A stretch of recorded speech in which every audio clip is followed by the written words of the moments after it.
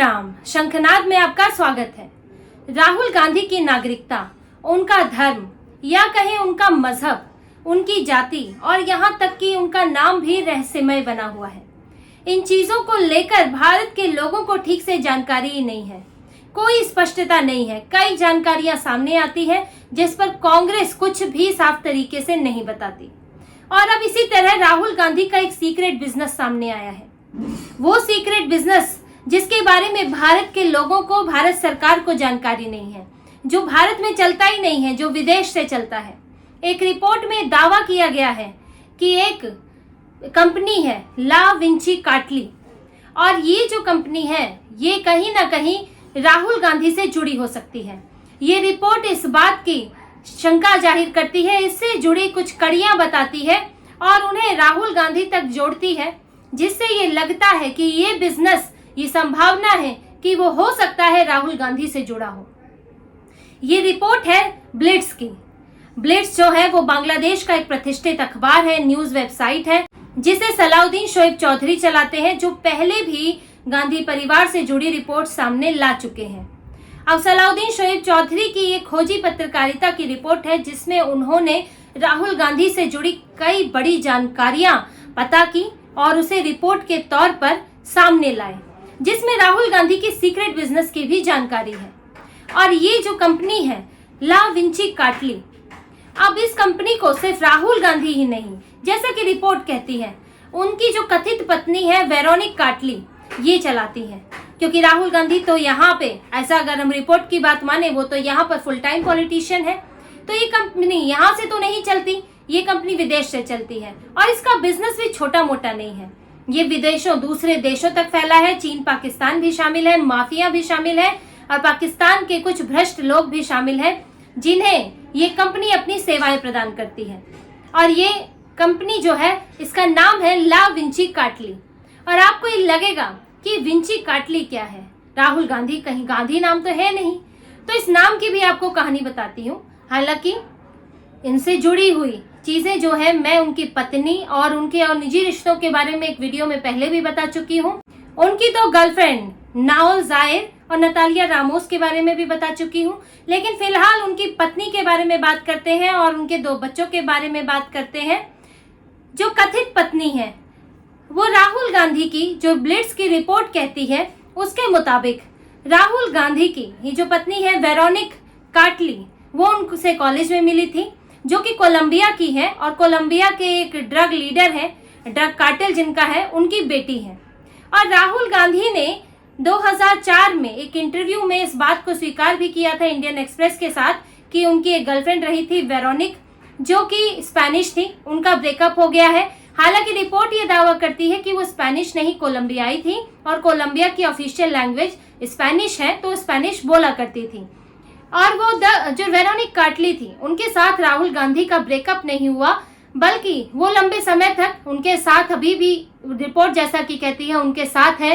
हालांकि आधिकारिक रूप से दोनों की शादी नहीं हुई है, पर वो लोग साथ रहते हैं और उनके 2 बच्चे भी हैं, जिनका नाम है न्यायिक विंची और मिनिक विंची, एक लड़का और एक लड़की। अब ये विंची कौन है?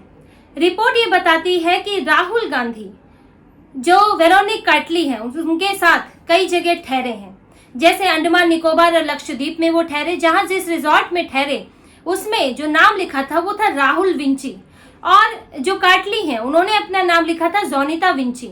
वो कई जगह अपना नाम जोनिता विंची भी लिखती है, और जिनके साथ राहुल विंची नाम दिखता है वो लोग एक ही कमरे में ठहरे, उस रिजॉर्ट में रुके। और यहाँ तक कि ये भी दावा है कि उसमें कोकेन भी मंगाया गया था, उसका भी इस्तेमाल हुआ था। तो विंची नाम, राहुल विंची नाम ऐसा नहीं है कि एग्जिस्ट ही नहीं करता, वो नाम इस्तेमाल होता है और दिखता है। अब वो विंची कौन है, ये जो है जांच का विषय है। तो उसी विंची से ये जो कंपनी है, वही विंची जुड़ा है ला विंची एंड कार्टली। हालांकि जो रिपोर्ट है, जो ब्लिट्स की रिपोर्ट है, वो इस बात की पुष्टि नहीं करती कि ला विंची कार्टली की जो ओनर है, जो उसके मालिक है, वो राहुल विंची और वेरोनिक कार्टली ही है। लेकिन जो आपको तार दिखेंगे कि वो नाम विंची और कार्टली नाम एक साथ दिखता है, फिर यहाँ भी विंची कार्टली नाम एक साथ दिखता है, तो ये जो तार जुड़ते हुए दिखते हैं, इनको भी पूरी तरह से नजरअंदाज नहीं किया जा सकता। तो ये जो ला विंची कार्टली कंपनी है, अब इसका बिजनेस जान लीजिए। ये कंपनी लोगों को financial services, financial consultancy service देती है, जिसमें चीन, ईरान के लोग शामिल हैं, इटली के लोग हैं, बिजनेसमैन शामिल हैं, इटली के माफिया भी शामिल है, पाकिस्तान के कुछ करप्ट लोग भी शामिल हैं, जिसे वित्तीय सलाह दी जाती है, यानी कि निवेश कैसे हो, पैसा कैसे बचाया जाए, टैक्स हेवन, ये सब चीजों की सर्विसेज प्रदान की जाती है। और ये जो कंपनी है, ये इस पर एक आरोप भी लग चुका है, और इस पर आरोप है कि कोलंबिया के एक ड्रग डीलर का ये जो काम है वो उसको मैनेज करती है। उसके कंसाइनमेंट आते हैं, आपको ड्रग्स के कंसाइनमेंट वगैरह इन सब की तो जानकारी हमें फिल्मों से ही मिल जाती है। तो ड्रग्स की जिस तरह से कंसाइनमेंट का आना जाना होता है, उसका मैनेजमेंट भी ये कंपनी देखती है, और ये काम करती है मियामी में अपने एक सीक्रेट ऑफिस से। आप समझ लीजिए कंपनी कितना खतरनाक और कैसा गैर कानूनी काम कर रही है। और ये भी आप देखिए कि जो वेरोनिक कार्टली हैं, उनके पिता भी बताए जाते हैं वो ड्रग लीडर हैं, ड्रग डीलर हैं, और बल्कि वो एक कार्टेल के लीडर हैं, कोई छोटे मोटे ड्रग डीलर भी नहीं है। और ये जो ला विंची कार्टली कंपनी है, ये भी कहीं ना कहीं ड्रग माफियाओं से जुड़ी हुई दिखती है। तो तार कई जगह से मिलते हुए दिख रहे हैं, और रिपोर्ट में यही दिखाने की कोशिश की है। लेकिन एक और कंपनी है जिसकी जानकारी राहुल गांधी से छुपाए नहीं छुपती, क्योंकि उसके कागज भी उपलब्ध हैं, उन्हें अपने एफिडेविट में भी बताना पड़ा। और ये कंपनी है बैकअप्स लिमिटेड, जिसके कारण राहुल गांधी की नागरिकता पर भी सवाल उठे हैं। बैकअप्स लिमिटेड वो भी कंसल्टेंसी का काम करती है। उनकी लगभग जो कंपनियां हैं, अभी एक और कंपनी की जानकारी देंगे, वो भी कंसल्टेंसी का काम करती है। और ये बात तो जग जाहिर है कि राहुल गांधी ने एक कंपनी में काम किया था भारत आने से पहले। अब काम किया था कि पार्टनर थे, इसके बारे में ये लोग क्लियर नहीं बताते हैं। लेकिन जो बैकअप्स लिमिटेड है, और वो कंपनी अपने रिटर्न में भी ये जानकारी देती है, जो रिटर्न फाइल करती है, कि राहुल गांधी उसके डायरेक्टर थे। और जो 2006 की रिटर्न है उस कंपनी की, जिसमें राहुल गांधी को डायरेक्टर बताया गया है। अब रिपोर्ट ये बताती है कि राहुल गांधी उसके मेजर पार्टनर है, उनके पास 65% शेयर है, और जो दूसरा पार्टनर है उर्लिक मैकनाइट, उसके पास 35% शेयर है। और ये कंपनी कंसल्टेंसी की सेवाएं देती है। अब राहुल गांधी को ये कंपनी 2006 में ब्रिटिश नागरिक बताती है, और राहुल गांधी 2004 में खुद को भारत के नागरिक बताते हैं। ये अलग विवाद है। सुब्रमण्यम स्वामी जो है वो इसका मामला कोर्ट में लेकर गए वो है, और इस पर भी मैं आपको कई वीडियो बना चुकी हूँ, आप वो देख सकते हैं। लेकिन फिलहाल बैकअप्स लिमिटेड की बात करते हैं। तो बैकअप्स लिमिटेड ये कंपनी, जब राहुल गांधी भारत में राजनीति में पूरी तरह इन्वॉल्व हो गए तो उसको बंद कर दिया। लेकिन ये देखिए इसके तार फ्रांस से कैसे जुड़े हैं, कैसे इसकी कमाई चलती रहती है। अब जो इसके पार्टनर है उर्लिक मैकनाइट, जो राहुल गांधी के पार्टनर हैं, उनको आगे चल के फ्रांस में एक डिफेंस का एक प्रोजेक्ट मिल जाता है। और कब मिलता है? यूपीए के शासनकाल में। अब ब्लिट्स ने बिजनेस टुडे की एक रिपोर्ट के हवाले से लिखा है कि जो राहुल गांधी के पार्टनर रहे उर्लिक मैकनाइट, उनको फ्रांस में डिफेंस कॉन्ट्रैक्ट मिले हैं। उर्लिक मैकनाइट को एक defence supplier, French defence supplier है नेवल ग्रुप, उसके जरिए स्कॉर्पियन सबमरीन के ऑफसेट कॉन्ट्रैक्ट मिले। और कब मिले? साल 2011 में, जब यहाँ यूपीए का शासनकाल था, मनमोहन सिंह प्रधानमंत्री थे, कांग्रेस सत्ता में थी। तो उर्लिक मैकनाइट को इस तरह के कॉन्ट्रैक्ट मिले हैं कि कंपनी बंद होने के बावजूद भी पैसे आते रहते हैं। अब वो सिर्फ उर्लिक मैकनाइट के पास रहते हैं कि उसका कोई शेयर भी जाता है, ये तो जांच का विषय है कि इस पर देखा जाए कि क्या इससे राहुल गांधी को कोई फायदा हुआ, क्या यूपीए में अपना भारत सरकार के रहते हुए, कांग्रेस के सत्ता में रहते हुए क्या फायदा उठाया गया, क्या उर्लिक मैकनाइट को इस तरह से फायदा पहुंचाया गया है, ये जांच का विषय है। लेकिन उनको कॉन्ट्रैक्ट मिले हैं। और देखिए इसी की तरह एक कंपनी भारत में भी बनाई गई, बैकअप सर्विसेज प्राइवेट लिमिटेड, जिसमें प्रियंका वाड्रा 80% की, करीब 80% की उसमें साझेदार थी। हालांकि ये कंपनी भी 2010 के बाद बंद कर दी गई, और ये कंपनी भी कंसल्टेंसी सेवाएं ही देती थी।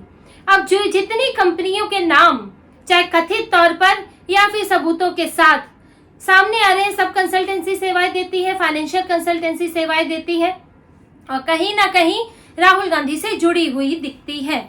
तो ये एक सीक्रेट बिजनेस जो राहुल गांधी के दिखते हैं, ये भी बड़े ही लोगों में शक पैदा करने वाले हैं। उनके काम से जुड़े हुए संदेह पैदा करते हैं कि राहुल गांधी का जीवन इतना रहस्यमय क्यों है। उनकी नागरिकता स्पष्ट नहीं है, उनका धर्म मजहब स्पष्ट नहीं है कि आखिर वो किस धर्म में, किस मजहब में पैदा हुए हैं, किसे मानते हैं, ये स्पष्ट नहीं है। दूसरी बात, उनका नाम अब राहुल गांधी है, राहुल विंची है, राहुल गैंडी है, कि क्या नाम है उनका वो भी स्पष्ट नहीं है। राहुल गांधी की जो खुद को शैडो पीएम कहते हैं, अब कांग्रेस उनको देश के प्रधानमंत्री के तौर पर, उम्मीदवार के तौर पर पेश करती है और उनके बारे में इतनी रहस्यमय चीजें होना लोगों के लिए ये बड़े ही मुश्किल की बात है कि वो कैसे ऐसे नेता को चुनेंगे जिसके बारे में वो ठीक से जानते ही नहीं। वो एक संवैधानिक पद पर है, राहुल गांधी सांसद है, तो उनको अपने बारे में बेसिक चीजें तो स्पष्ट करनी चाहिए। आखिर अगर कोई उनकी तरफ से गलती नहीं है, आखिर अगर कुछ छुपाने वाला नहीं है, तो आपको बताने में क्या समस्या है?